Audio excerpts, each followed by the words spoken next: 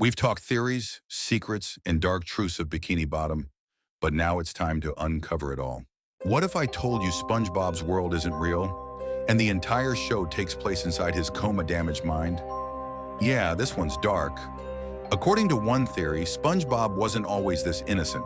As a teenager, he was a reckless driver, always speeding around Bikini Bottom. But one night, he went joyriding, crashed his boatmobile, and ended up in a coma. The accident gave him severe brain damage, trapping him in a childlike state. That's why he acts like a kid forever, has wild imagination, and lives in this colorful, dreamlike world that makes no sense. But here's the dark part. In that same wreck, SpongeBob hit Squidward, who was driving home from band rehearsal with his kid. The crash destroyed Squidward's ability to play music and took his child's life. That gravestone that says, "Here lies Squidward's hopes and dreams," that's not just a joke, it's his grief. His entire life lost that night. So while SpongeBob lives in his imaginary paradise, Squidward's trapped in real grief, haunted by the accident SpongeBob can't even remember. Suddenly, their friendship feels a lot darker. Subscribe for more dark cartoon theories. What if I told you SpongeBob knows he's being watched? That Bikini Bottom isn't just a cartoon, it's a show inside the show. Welcome to the television theory. Here's the idea. SpongeBob's adventures are all being filmed in-universe, and a few characters actually know about it. The French narrator?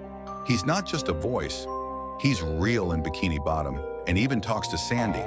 And remember when SpongeBob hit a cameraman during boating school? And Mrs. Puff just said it was another pedestrian?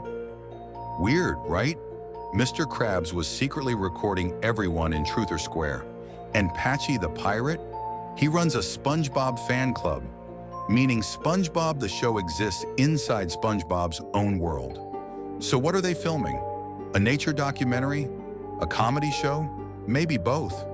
If that's true, then SpongeBob might be living in his own Truman Show, totally unaware he's the star of a massive underwater TV phenomenon. And that makes Bikini Bottom way darker and funnier than we ever realized. So what do you think? Is SpongeBob in on it, or just the world's happiest reality star? Subscribe for more dark cartoon theories. Wait, what if I told you SpongeBob and his friends are all based on different kinds of drug addictions? Yeah, this theory gets wild. SpongeBob's constantly bouncing off the walls, seeing wild hallucinations, and living in his own world. Some fans say he represents someone high on hallucinogens. Think shrooms or acid?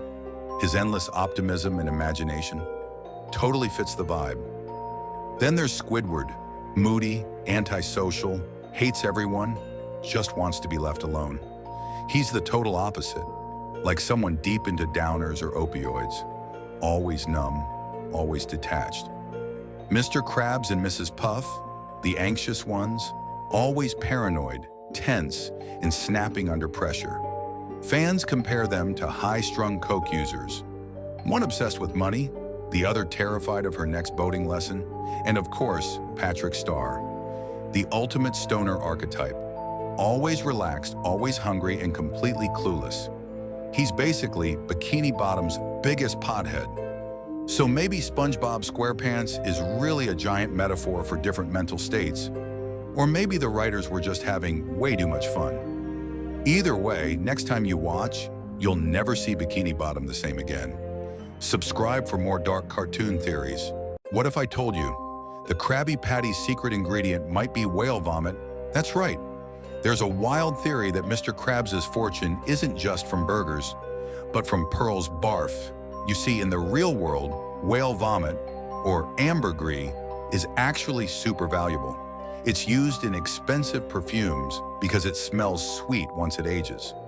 A single chunk can sell for thousands of dollars. But here's the twist. In Bikini Bottom, there's no perfume industry. So if Mr. Krabs found out about ambergris, what would he do? He'd turn it into food and make SpongeBob cook it into Krabby Patties. Could Pearl secretly be the real source of the Krabby Patty flavor? Mr. Krabs might be literally harvesting her vomit for profit. Now, animator Vincent Waller once said there's no animal product in the formula. But does that rule out something like whale barf? Technically, it's not an animal product. It's a byproduct. It's one of the strangest SpongeBob theories ever. But hey, this is Bikini Bottom. We've seen weirder things under the sea. So what do you think? Is the Krabby Patty powered by Pearl's puke? Or is Mr. Krabs hiding an even darker secret? Like and follow for more deep-sea cartoon secrets.